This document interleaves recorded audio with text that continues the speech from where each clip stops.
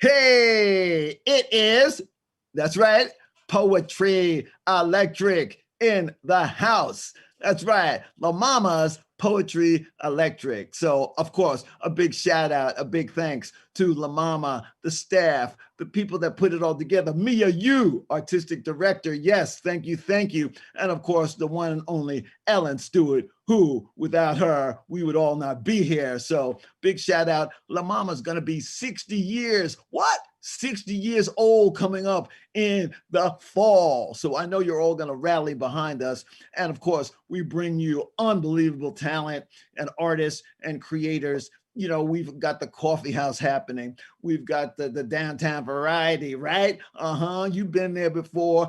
La Mama Moves is coming up. So please go to lamama.org, of course, and find out more what's happening, as well as Poetry Electric. And tonight, oh my goodness, totally moved by the one and only Heide, who, she's coming on to join us. But, there was something happening in Central Park. These polar bears made out of snow. I was like, what? I went down there and it was Heide Hatry. She's been on Poetry Electric before. And I said, Heide, we've got to have you bring some artists together. Let's deal with this whole climate thing. Let's deal with the pandemic. Let's deal with all the injustice, environmental, racial. Let's do something. And she was so down. And she's got a fabulous group of artists tonight, as well as an unbelievable opening movie to really kind of show you what inspired her, which then inspired me to bring her here tonight with all of her fabulous artists to Poetry Electric. So without further ado, let's do it. Climate change, Heide Hatry, polar bears, artists. Yeah, bringing it.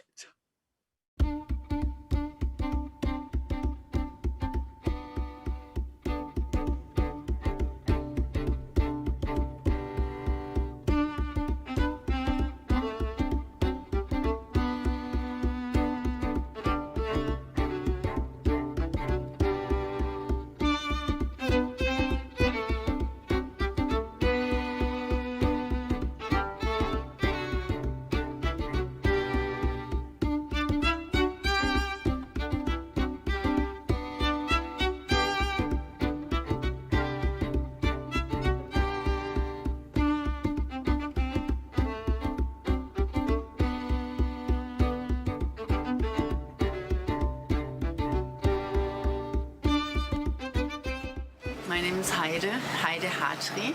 I'm an artist. I've been living in New York for 18 years now. I moved to New York in 2003. Before that, I was a rare bookseller. And in 2003, I decided to dedicate my life completely, 100% to art. I started my art career basically with non-art materials. I started with pigskin and animal products from the slaughterhouse. And I noticed that my approach to the material is very similar as Beuys's approach to his. He was very fascinated in the history of the material, in what he associated with the material and what other people associated with the material. And for me, this is exactly the way I feel and I work. To include all these things we know about the material and we like, dislike, associate, think, feel, that is the interesting thing for me. In a painting of skin, it is quite difficult because the skin includes so many layers of material, and that translates into different colors. And then you still have something which is not the real thing. If you use a piece of pigskin, which is just like human skin, you have it all there. And then you can completely concentrate on something else, because you don't have to fiddle around with making the thing you need to express what you want to express.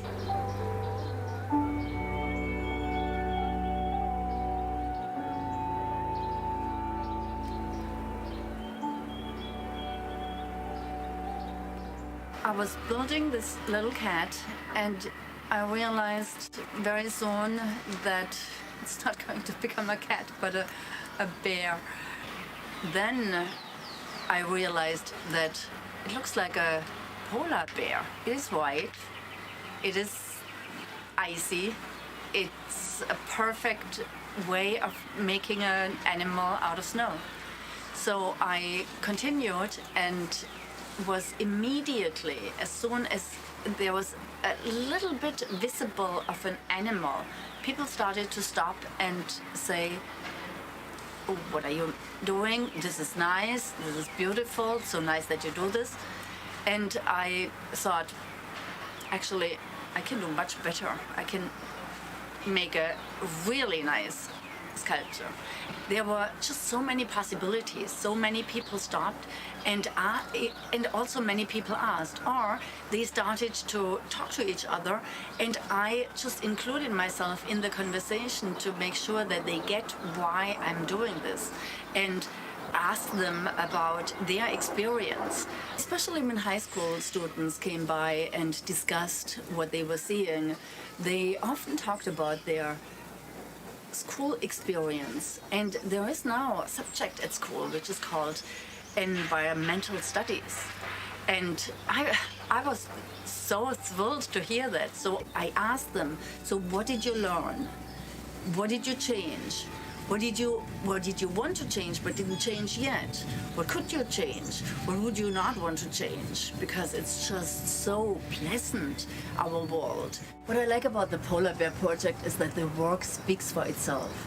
The viewer comes there, sees something, feels something positive. And with the little notes I connected, like, let us chill, or Mommy, what's a carbon footprint? They associate this positive feeling with a question or with a thought, and it is kind of combined in their mind, and then it starts working there. I think that has just been such a nice combination, and often something is hidden in my work first. For example, my flower is made out of trash from the slaughterhouse. It's hidden that it's trash from the slaughterhouse. It's hidden that it's something disgusting. It's only beautiful. People go there, see it, realize there's something wrong, and then the whole conversation between the work and the viewer takes place, and that's what I like. When I decided to dedicate the next weeks, or as long as it will be cold, to the bears and maintain them, I thought I could as well make them as real as possible and go a little away from this snowman, snow animal thing to a rather realer bear. And I had the idea to produce the mouth and the eyes in a way that I wouldn't have to fiddle around with the leaves and pieces of nature, but I made it at home, and I had an old kitchen sponge and I cut it in shape, and I just want to show you how I did it. So this is the kitchen sponge, and I cut it off, and then I painted the front, and then I connected a wire, and that wire I put into the snow, so when the bear would melt, it would not immediately fall off. I have to say I was pretty surprised that there was so much media coverage. A snowman is there for a day, or maybe 2 days, but that was there and kind of reliably there for such a long time. This is how it works. You're young until you're not. You love until you don't. You try until you can't. You laugh until you cry. You cry until you laugh. And everyone must breathe until their dying breath. No, this is how it works. You peer inside yourself. You take the things you like, then try to love the things you took, and then you take that love you made. Heide, thank you for joining us this morning here on Good Day.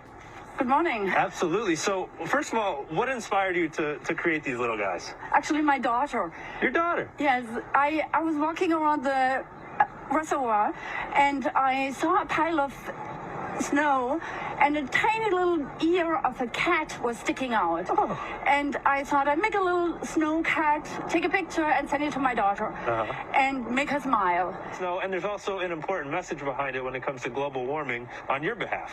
Yes. So the people really inspired me to continue. It's kind of my service. On my contribution to this pandemic to make people feel better.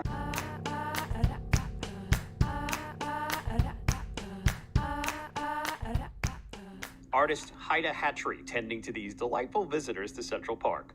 Polar bear snow sculptures that she started crafting 2 weeks ago that have become a popular attraction in the park near the 86th Street entrance on the Upper West Side. Everybody's so thankful and everybody smiling, and that actually kept me going. With a lot of hard work and the weather cooperating, the bears, she made 17 of them, have brought Hatry many fans. The German-born artist and curator is well known in the art world for her more provocative works. The bears are crowd pleasers for kids of all ages and still send the message, in this case, about the impact of climate change on the planet. Many people said, oh, this is such a nice thing during this time. I didn't even relate this time to the overwhelming response of people. People were so wildly responding that I first thought it had to do with my bears, but I think it had a lot to do with finally seeing something what made them smile. In Manhattan, Roger Clark, New York One. When it was clear that this phase of wonderful weather would change and it would become warmer, I had the idea to kind of acknowledge the fact that they would die, and a regular acknowledgement is a funeral. So I asked my friends, my music friends and poets, to just gather and bring their instruments. Somebody brought candles, and in the evening it was really pretty with these candles and these ruins of polar bears.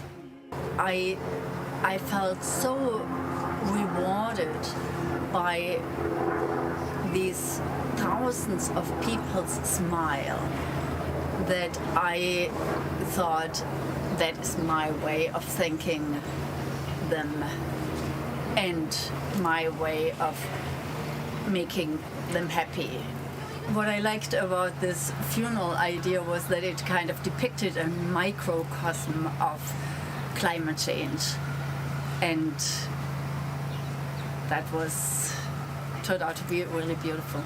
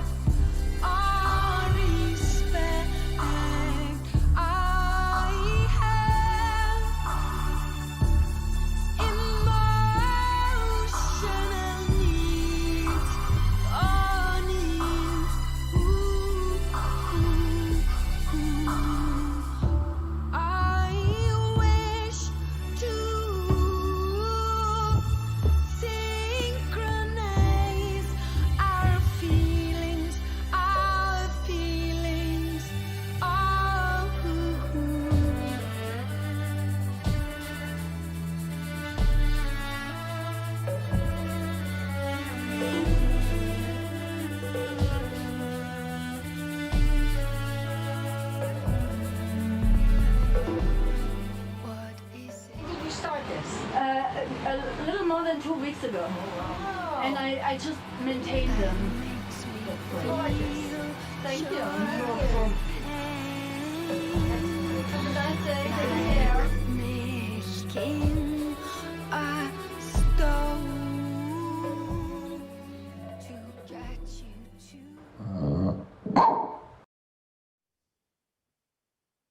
And here is is the one and only in person on Zoom, Heide Hatry. Heide, thank you for inspiring so many people and inspiring me. I came up to you, I remember I said, Heide, oh my goodness, you've got to come on Poetry Electric.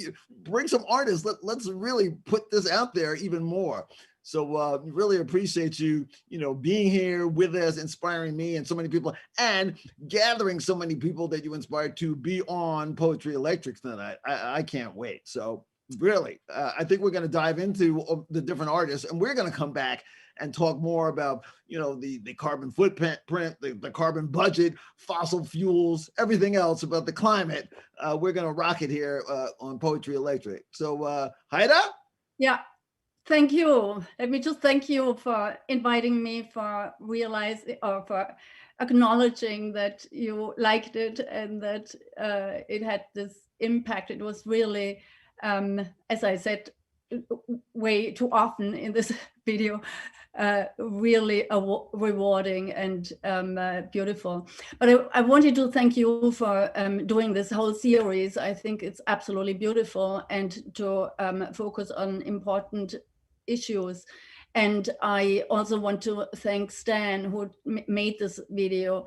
We actually met on the side. He came by every night with his dog Scout, and he was talking to me and started to asking if I need a hot tea or a snack, and he brought me all kinds of things. And then later on, he helped me with finding umbrellas when it was going to rain, or put the snow closer to me so that I could work, or brought water so I could pour it over the snow so that it would be sticky again.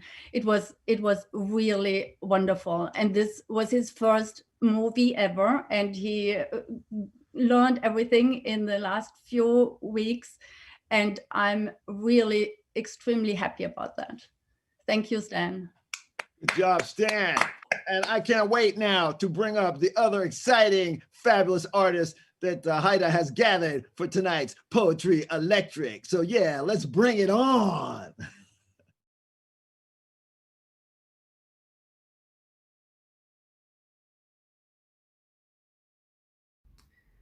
Hi, this is a poem called Beneath a Different Ocean.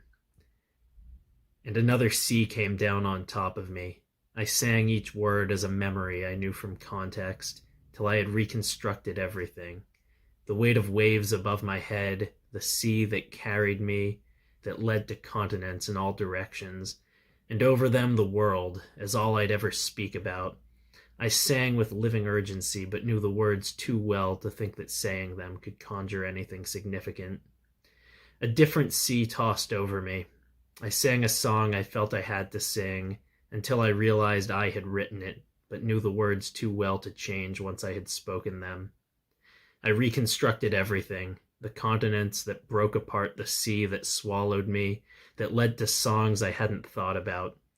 I sang with dying urgency, and knew that every word I used was taken from a memory I'd only rearranged to fit its circumstance. And so, the only sea came down on top of me. I sang inevitably of all I cared to reconstruct, then sank to depths where one need hardly recognize specific songs. Thank you.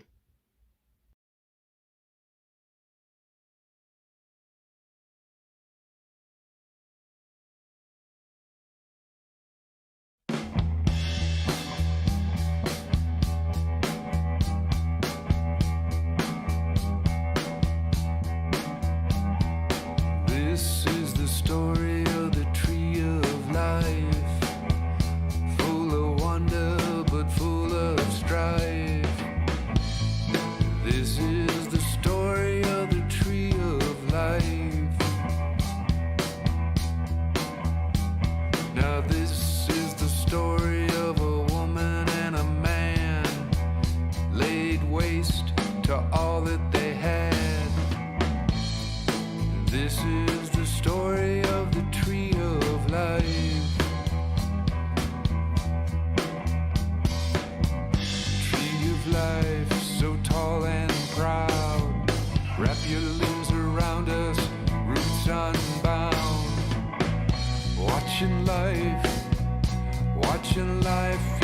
evolve.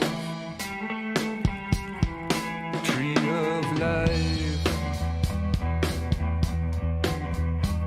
I watched in horror as you poisoned our land and kept on taking without a real plan. This is the story of the tree of life. I tried to cry out, don't murder this land, 'cause if you do, it'll all be sand. This is the story of the tree of life. Tree of life, so tall and proud. Wrap your limbs around us, roots unbound. Watching life evolve. Tree of life. Majestic in your reach. So much wisdom if you could speak. So much life left to seek if left alone. Tree of life.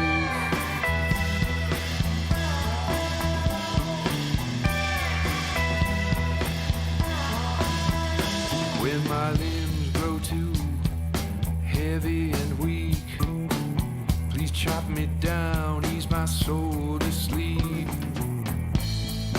This is the story of the tree of life. Plant my seed and I'll rise again to comfort Gaia from all of your sins. This is the story of the tree of life.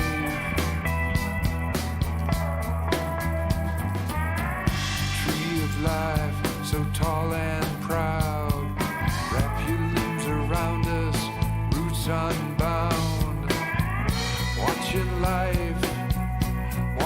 life evolve. Tree of life.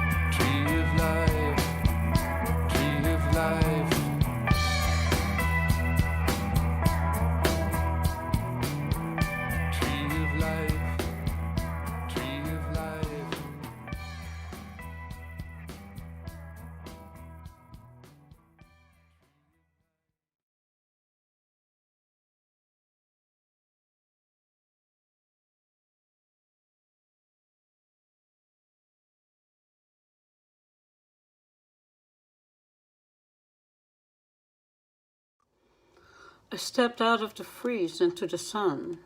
The weatherman told me so, but forgot to warn me about stormy winds that knocked me down, the pouring rain all day. The sun, the light gone for now. Oceans flooding our very existence. They are rising up. The earth has a fever, from severe chills to unbearable heat, exploding in despair, catching fire, exhaustion from the onslaught, wild tsunamis destroying land and people, houses, rivers, animals. It becomes harder to restore the destruction we, the people, have caused by ignorance and illusion. My house full of mind noise, like a bad neighborhood infiltrating my slumber. My dog snug by my side, making safety, praying, holding on to sun divinity amongst the trees. I missed the train. I missed the train.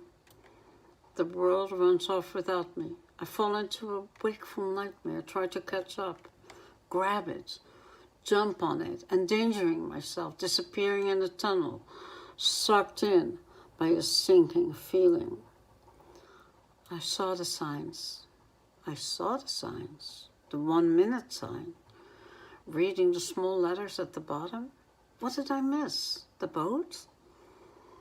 Wait for the next train to come. If it does, it may. Learning not to know if there will be another one for me, for the world, for all.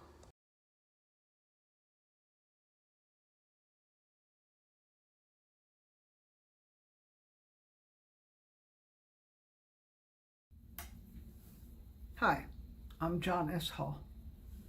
I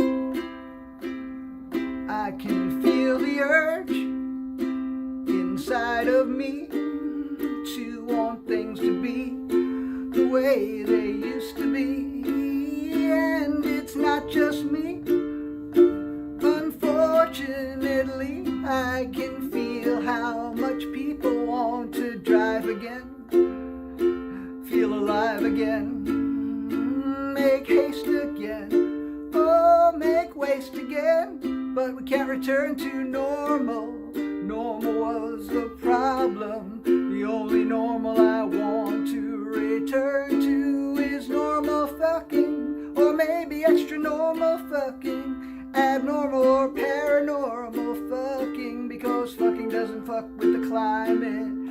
Fucking doesn't hurt the polar bears. Fucking is better than eating meat or driving cars or ordering from Amazon or buying plastic shit. Yeah, I would like to go out and fuck or stay in and fuck like crazy or fuck like normal. But all those other things, I don't want them to go back to normal, 'cause that will make the planet impossible to live in. Or fucking, I want things to be better than normal, more environmentally friendly than normal, safer for the climate than normal, safer for the non-human animals than normal. Better than normal is what we need, except for fucking, because when it comes to fucking, all we need is fucking.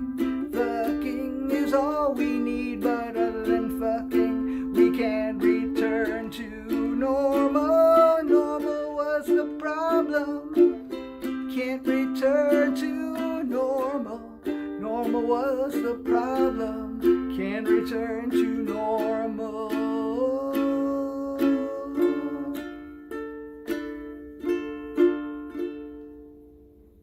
Thank you.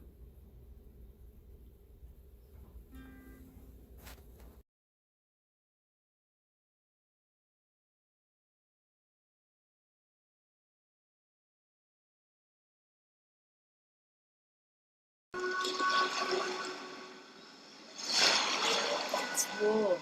It's so very warm. The sea's not meant to be so very warm. The sea warms up, boils, brews, and overflows. Angry now. Haze now. Ugh. Too hot, too big, too wild, too much. Sneaking over lands, reclaiming land. Rising and rising, drowning the sea. This sea is rising so high, high, high. The ice melts fall into the sea, surges up over the land, erasing the landscapes.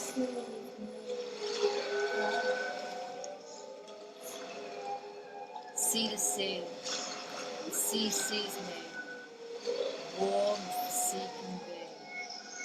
See the sea sees me warm as the sea can be.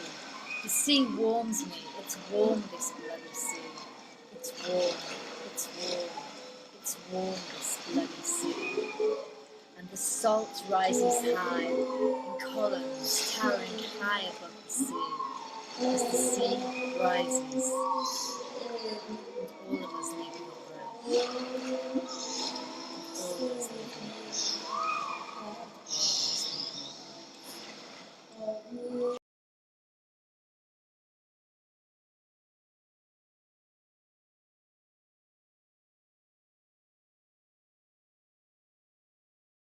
I am a polar bear, this is my song. Everybody come and sing along. My fur is white and my teeth are strong. Denying climate change is wrong. I wanted to go off script a bit and share some of my stand-up.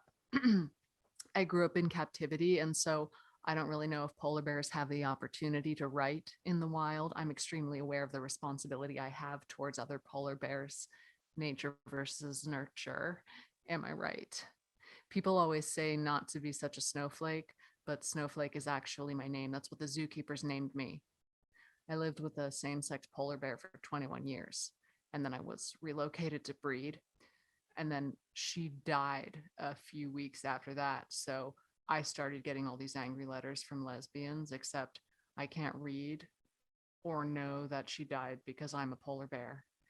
In the wild, there is no gay or straight, just mating, hunting, and death. How's that for an inconvenient truth? I think individual humans should be forced to carry all the garbage they generate around on their backs for the rest of their lives and be buried with it. Hey, look, I'm a toilet paper polar bear puppet. Once the real ones go extinct, at least you'll have something to wipe your ass on. Not funny, huh? Well, good thing humans invented the paper napkin so you can throw your manners in the garbage along with it. First of all, I know what you're thinking, but no, I'm not white. The fur of a polar bear is actually clear. It only looks white because it's designed to trap heat. And sometimes during the sunset, sometimes I look orange. You know how much that fucks up my identity? I'm sorry. That was completely out of line. I'm hungry and everything's melting. All I knew at first was the den, and then mother punched a hole in the snow. All new smells and sounds and sights. And then after 2.5 years of age, I woke up and mom was gone. She had to start another breeding cycle. You know, only 50% of us survive. It takes a while to learn to survive in this solitary existence. Life lesson number 1, never let your guard down. Is it only the weak ones who get caught and put in this zoo or the smart ones? You want me to dance for you, huh? Now will you let me live? You like that? While my untamed brethren starve. I don't do tricks for you, I do tricks for them. So you'll remember us in your little domesticated peon brain as you scroll through the internet making donations. Oh, it's Christmas, honey. Remember the polar bear at the zoo? Let's donate to climate change relief efforts. You think I feel good about this? Bird in a gilded cage. You think I like to dance for you? Huh? You like that? You like to make a polar bear your bitch, huh? Look at the backdrop. You think I actually think I'm in the Arctic? Like a fucking idiot? Yeah. You like to go into nature and you like to see the birds and the trees and you go, oh, look at those stupid bitches. Their life sucks. Oh, my ass is dirty again. Fortunately, I brought my unlimited supply of toilet paper so I can wipe it. That's what you want. That's what you'll get. Because one day the forest and the Arctic and the polar bears and beautiful wolves who try to kill me, but they do it honorably.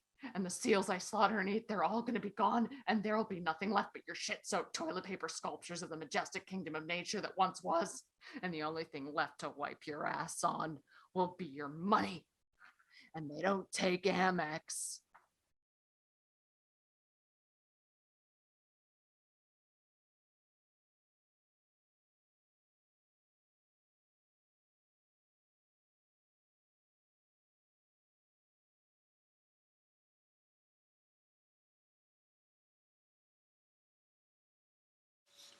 Perhaps you heard it too, the chilling news that kitchen freezers had ceased functioning. Their contents were thawing all over the globe. The World Congress to Avert Publication issued an urgent appeal for volunteers. Notices everywhere pleaded, step up or mop up. Others exhorted, stand down or melt down. Heeding these appeals explains how I came to adopt a pet ice cube from those that enjoyed a secure life until my stainless steel, French door, Samsung refrigerator freezer surrendered to warming too. I narrowed my selection down to 2. One possibility was a cube that was perfectly formed and delicately rounded on its edges. It was a real beauty. The other was a burly fellow with a rough and tumble demeanor. He seemed jovial and hearty. The guy had personality. I named him Buddy, but even as I prepared to welcome him into my life, I was gripped by the chilling realization that my warm heart and warmer body posed mortal dangers to him. Thus, I offered him this pledge. On this, the 26th day of April in the year 2021, I, Linda Weintraub, do hereby vow before witnesses at La Mama Experimental Theater that I will never cradle you in the palm of my hand, nor offer you an affectionate hug, nor blow on you, nor lick you, not ever, not even gently, and that by attending to your needs, I will delay your eventual, inevitable passing. There was no time to delay these ministrations. An ice cube out of a freezer is a fish out of water. Buddy would sink if I didn't swim. Liquid was beginning to pool beneath him. He broke out in a cold sweat. Instantly, I lifted him with a spoon and gently dropped him in a small jar. Then I placed the jar in one of my insulated boots and positioned the boot in a low shelf in a dark closet. I watched. I waited. Time passed. 30 minutes. 45. Although his dimensions were shrinking still, Buddy's clock ticked well past an hour. That is when the ratio of solid to liquid began to favor liquid. But it wasn't until 2 hours and 9 minutes passed that he succumbed. Buddy became a puddle. My emotions rose and fell in tandem with my Buddy's fate. The light in his extended lifespan gradually diminished until it was replaced by melancholy as he passed. There was not a dry ice in the house. Briefly, I considered drinking Buddy, but I couldn't decide if that would be a sacrament or a sacrilege. Thus, I allowed his transitioning to proceed in a materialized version of the soul's release after death. Buddy evaporated. As the molecules that made him an ice cube returned to the planetary water cycle, some of Buddy's molecules may land in your coffee, your gutter, your toilet. Because this little narrative was conceived as an artwork, Buddy exceeds his significance as just another ice cube. He attained the sustained status of a metaphor. As such, the melting of this diminutive bit of ice in my boot became equivalent to the rising global temperatures and shrinking mammoth glaciers.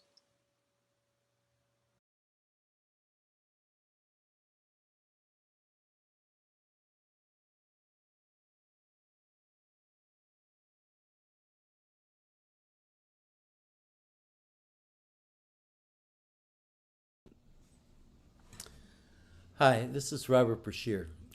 During the peak of the pandemic, we got a taste of what the earth might be like, what the world might be like if we could bring it to healing, and that's what this song's about. They were the first to know the truth of this pandemic. So much unknown, so much to fear. After time went by, they began to listen and were amazed what they could see and they could hear.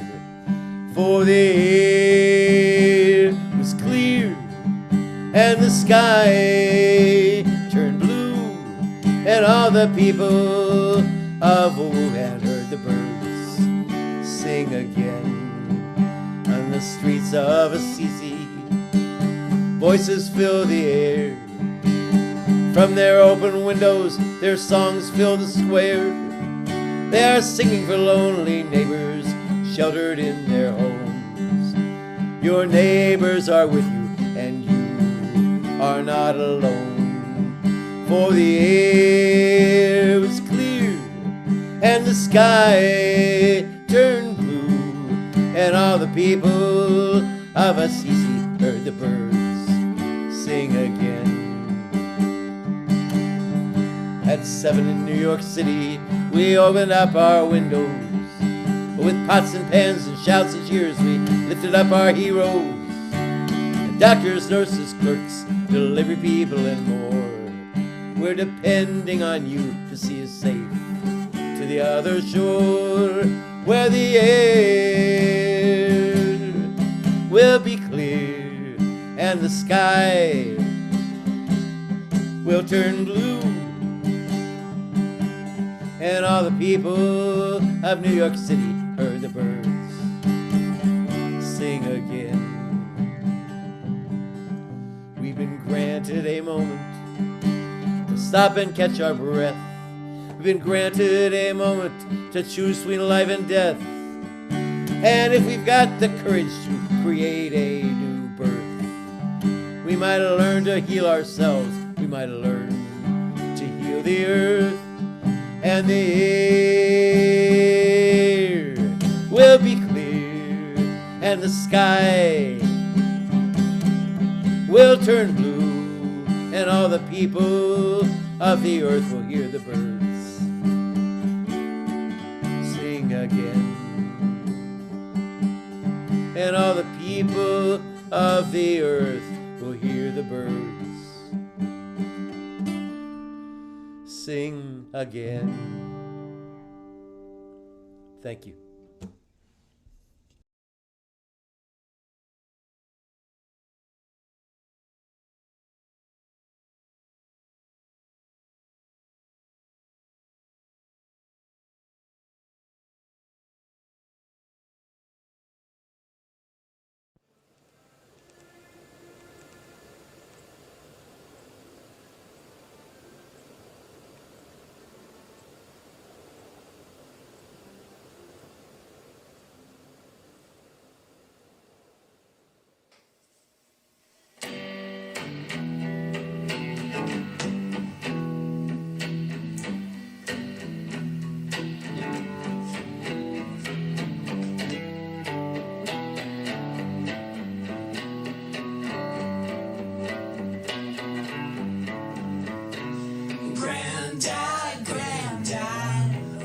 did you do when the big melt was coming and everybody knew? Did you stand there shrugging? Did you take in the scene? Or did you throw your body up against a machine? No, I'm very sorry, kids, it wasn't like what it seems. We all had our own troubles and our own busted dreams. Now run outside and play. You don't want to know the truth.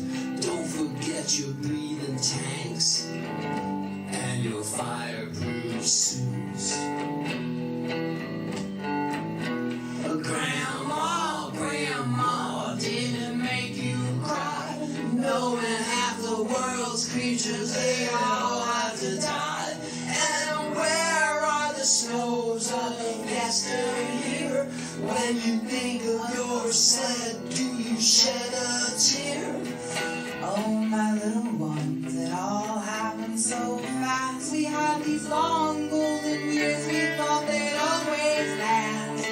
There were giant sequoias and elephants too, and they still keep a polar bear down at the virtual zoo. Is that all you got? We don't understand how you blew it so bad and had it all in your hand. The fate of all the living things on the earth, you traded for convenience. How was that worth it? You burned it all up, tried it in your cars. So afraid of the dark, you gave it up the know you're there until you're cast out of Eden and see it from the air. And now you can't catch your breath, and nothing can grow. And there's no more bears, and there's no more snow. Those terrible kings who rule the frozen seas, they're like mythical beasts, just a legend to me. From the dead religions, from the fairy tales, like the flying horse and the invisible whale, like the lies you show us on these little screens that line the walls of our digital dreams. You couldn't say your family, you can't say why. How do we know it wasn't all a lie? And now you expect us to listen to you and show us the holograms down at the virtual zoo.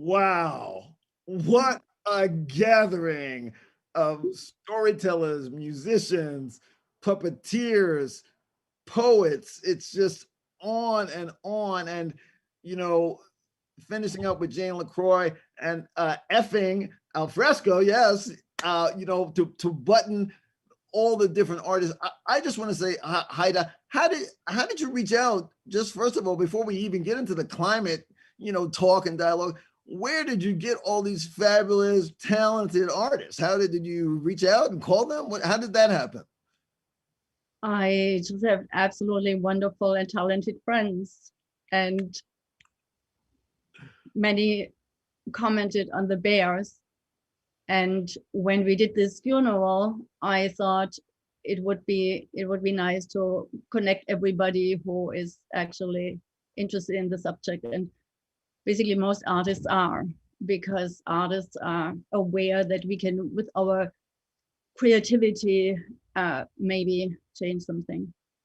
Well, I really want to thank all of them again for, you know, putting, you know, the videos together, putting their art out there, their work, and really sharing it on Poetry Electric. And some things really hit home. I mean, the what's normal and not going back to normal. Do you have thoughts, obviously, on the climate change? Your bears are there. Any of those things move you? I was totally moved by, you know, some of the things about, you know, the temperature changing and fire and the virtual zoo and the sea is rising. So, you know, Heide, what are your thoughts? Climate change, I don't know, environmental justice, what's going on here in the world, and what's your take on it? I've learned a lot while doing that, because when I built the bears and started to think about climate change, I was always extremely exhausted, because I worked at night when there were always temperature below zero.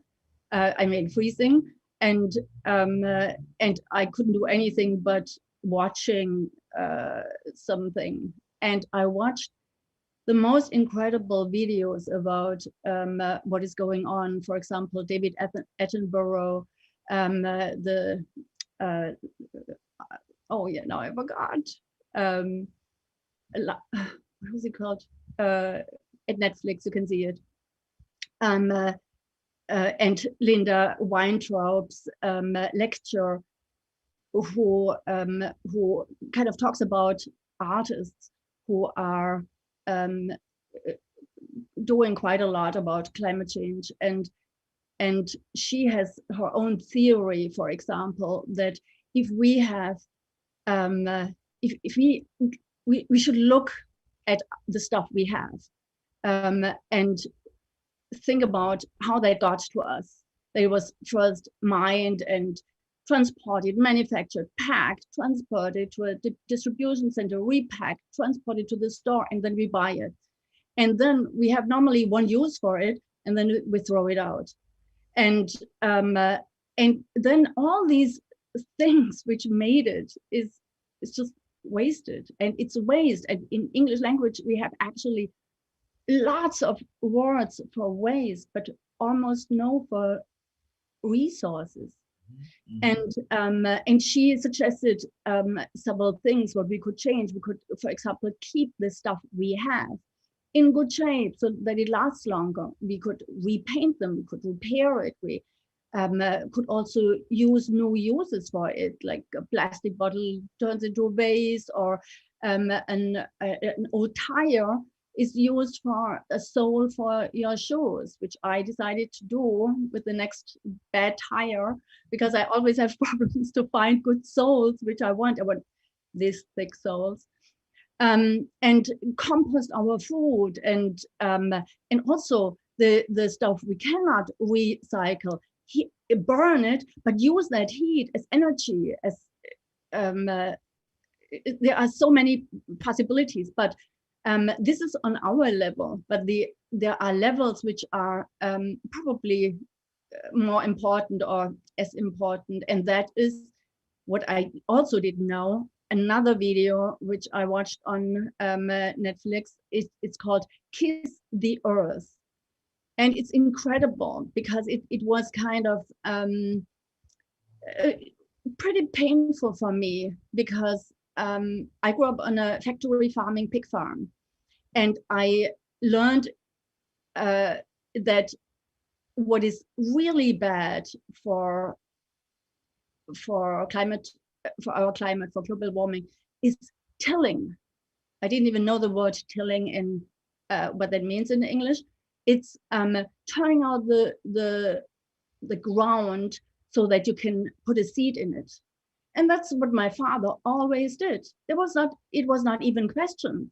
I didn't even know that that is something bad. I learned that now because of this project.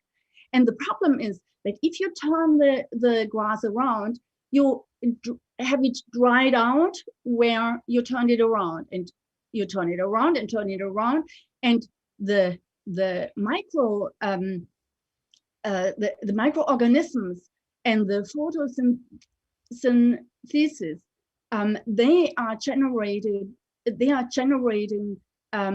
or they suck the carbon dioxide into the ground and keep it there.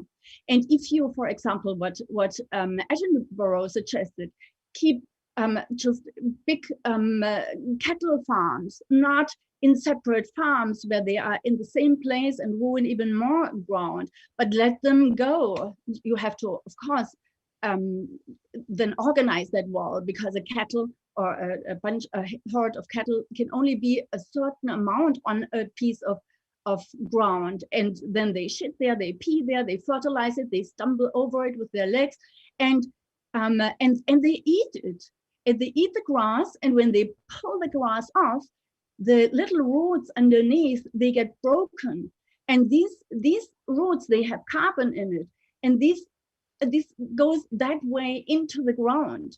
And if we had all this land where we have now cattle farms and whatever, if we just let the cattle go there, we wouldn't even have to become all vegetarians. We could have animals we eat, but it's just not working the way we do it. What do you think about there's a great, one of the artists talked about going back to normal, and there are these great satellite photos, during the pandemic, how really the air cleared out. we were like better, the air, we could breathe it.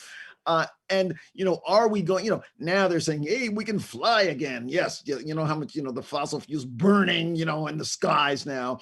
So what do you think about that? This going back to normal is really kind of scary in a sense, meaning, it's really detrimental, to our planet. And any thoughts of that? One of the artists mentioned that. As John S. Hall said, going back to normal is the problem. Normal was the problem. Right. And we have to understand that.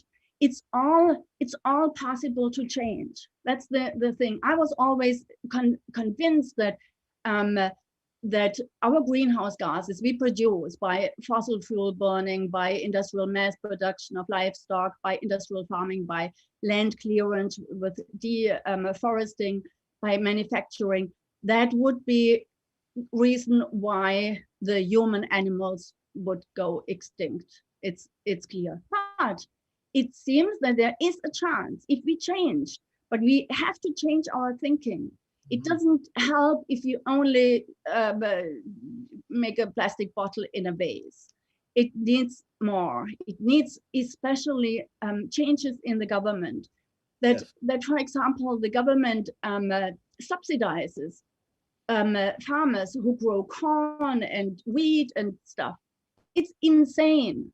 And the whole system, this monoculture, is the problem. If you have 1 year long corn on your field, and the rest of the year, or I don't know how many cycles you have, but there is a part of the year when you don't have anything. Farmers prepare the ground again for seeding, and just ruin it this way.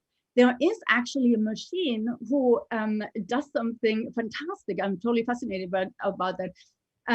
It's like a tilling machine, but it doesn't turn around the dirt, but it cuts in the dirt. So imagine a field of grass, and it cuts in the dirt, and in that cut, it throws in the seeds. And it grows fantastic because the grass keeps the moist, the rain in there. If you look at a field which is has no grass and was seeded, and it rains a lot, it goes all away. It just washes away. And it's dry after that. This desertification, or desertification, what we are looking at, it's really a huge problem, and it could be avoided so easily. All these things we could do so easily, and it's shocking. We only needed, because people are too stupid, we need some politicians who say, okay, I subsidize something else. I pay you if you grow whatever 100 trees. I pay you if you take your cattle out of this system and let them roam. And we have also, and we need to do that because we have not only the problem of reducing our carbon dioxide of the regular greenhouse gas emission. We also have our legacy load of carbon, which is billions of tons of carbon dioxide, which we have been pumping actually since the Industrial Revolution into the atmosphere. And even if we stop everything now and live the perfect life, I mean, not what I said about the dirt or the soil, but if you just try to be now careful with everything, it wouldn't help, because this legacy load of carbon, it's so many millions, billions of tons. It's just unimaginable, and that is there in the atmosphere, and that makes the Earth warm up no matter what. So we have to change that, and we have to change our energy system. And it's also so easy. Morocco, for example, has enormous solar energy farms. They produce now 40% of their own energy, and until 2050 they have plans to export solar energy. I think that's fantastic. Or Iceland is using geothermal stuff. They use their geysers, or whatever that is called, to as an energy source. We have wind, we have water, we have the sun. The sun we cannot even catch so much sun for energy. We don't need so much energy. I love it. Do you are there groups that you suggest people donate to? Are you affiliated with any groups or organizations or workshops, that are dealing with climate change or environmental justice? There are a lot, and it would probably make no sense to talk about that. I mean, I'm always in favor of international polar bears because I really love polar bears, and I'm and the other thing, what I didn't say before, what is extremely important is biodiversity for climate change. I had no idea about that either, because only if everything works together, it works. It's just amazing how the nature takes care of itself, and we are the most horrible invasive species who ruins it all. Yes. And if we just step back and see what nature does and then work with nature, we have solved the whole problem. So I'm also very interested in supporting the Center of Biological Diversity, which is in somewhere in this desert. And I have, it says it on the movie at the end, and you can just find it. They do such an important work. They try to do what I said. They try to go on a political level and force politicians to see what the problem is and explain it to them in a way that everybody can understand that. But I really want to suggest to look up, just go to Netflix, look up climate change, and see what kind of documentaries, movies, whatever there is. It's amazing, and it's so mind-blowing, and we really can do something. It's not that it's too late. We just have to do something. Well, I think, you inspired, me, to have you on, and I'm glad that you inspired all these different artists to come on tonight and join you.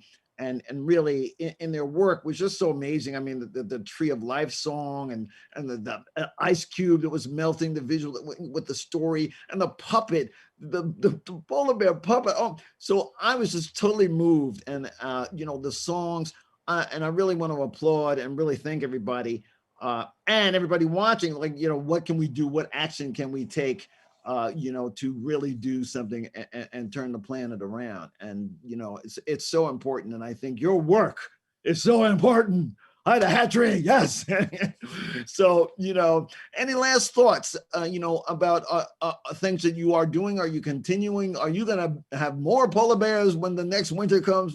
Are you working on other, visual pieces, things that will also be relevant to the climate change or environmental justice? Are you doing any projects in that direction? What else are you doing? What's on the table for you? So I also first want to thank everybody for these absolutely wonderful poems, music, videos, and for your making this happen, Electric and Purse. Thank you. I really appreciate that. I was at the beginning not exactly sure if I have included enough poetry as you normally show it. And I was in contact with some people to help me to find green poets. And I came across, or somebody suggested, Philip, oh no, I forgot his last name. A friend of mine suggested an Indian poet, which his name is Koyamparambas Sachidanandan. And he has put together an anthology of poetry about climate change. And I looked through the thing, and I got the information too late. Otherwise, I would have invited some people. But that is, for example, a wonderful source. It's a difficult name. I especially wrote it down. Well, I think, next time, I think we have to do this again. We have to, next season, we got to do climate change part 2 and bring new folks back and old folks and bring you back. And, I think that's what we want to do. We want to keep the word going. So I think we have to make this a regular part of Poetry Electric. Yeah. Okay. Yeah. And regarding my future work. I mean, I have been working mainly on making portraits. You know that I make these portraits for people who are dead, and I use their own cremated ashes to make the portrait. And the pandemic has increased my business. And when I was working on that, I had a bad feeling about it because cremation is not the best way. The best way is to have a healthy body and get buried. And there are wonderful people who have, for example, created mushroom suits. And the dead person is dressed with this mushroom suit, and then as soon as the person is in the dirt, in the soil, the mushrooms grow and eat, and you are gone in no time. And that's fantastic because it goes really back to that. So I have a little kind of problem with what I'm doing, but as long as I don't know, I have to think about that. The other thing I'm doing is I make little masks for friends to be able to walk around and look like they are looking. And that has taken some of my time. And I have bought an 18th century library. Wow. I will make a beautiful installation. And I will have climate change in my mind for my entire life because I feel extremely responsible for people who come after us. Thank you. Oh my goodness. Thank you so much for, inspiring me, for the polar bears, for inspiring so many people, for gathering these, again, talented artists, musicians, poets, and storytellers, and songwriters, and the videos, as you said. And of course, I want to thank La Mama for keeping Poetry Electric happening. Yes, we keep bringing it. And of course, La Mama keeps bringing it, with so many things that they're doing. Please keep supporting La Mama. It's been wonderful to me and so many other artists. And, I definitely want to thank La Mama. And please, I look forward to having you back, for next season. Let's see what else we could do. We gotta keep reminding people, the climate change is real. We got to keep working on it so that, we don't just go, oh, that was a great thing tonight, poetry, and we have garbage and toilet paper and, all these things. What can we actually do? And to your last question, if I'm planning to do this again, I would love to. It was just so great, but it took so much energy out of me. I mean, I lost an entire month. I lost 20 pounds, which is for me really not good. And it took me another month to eat these 20 pounds back onto my body. So it's extremely strenuous, but it could also be done in a kind of not so obsessive way. And I had this wonderful dream where I had a company and 100 artists were working, and they were just building snow animals. And we built one enormous dinosaur, a snow dinosaur, which was standing in front of the Natural History Museum on the steps. And you walked underneath it into the entrance. And it was just absolutely beautiful. And the whole city was full of beautiful animals. So maybe something we could do, some kind of big thing. Yeah. A big sculptor, I don't know, sculpture thing would be, let's think about it. We'll put our heads together for next time. So, I just Pierce, thank you so much for rocking it. And sorry for all the stress. It was good stress. What a night. Oh, night. So, again, thanks everybody. And, we're just kind of, chill and hang out for a moment while we wrap up. But Hideout's great.